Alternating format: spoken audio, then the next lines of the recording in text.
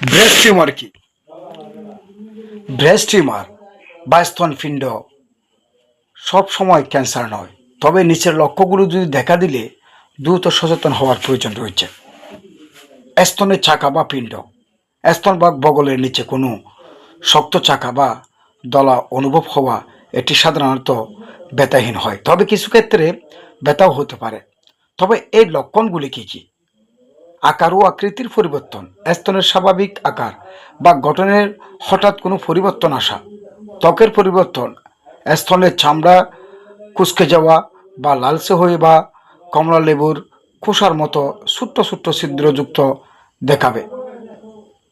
নিফলের পরিবর্তন, নিফল বা বোঠার ভিতর দিকে ঢুকে যাওয়া এবং অস্বাভাবিক নিঃসরণ, নিফল থেকে রক্ত বা ফুঁটযুক্ত তরল নির্গত হওয়া।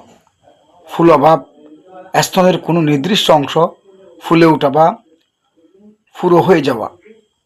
এই মুহূর্তে করণীয় আপনাদের, অধিকাংশ ক্ষেত্রে স্তনের চাকা বা ক্ষতিকর হয় আপনার ব্রেস্ট থেকে, যেমন ফাইব্রোডিনোমা বা সিস্ট।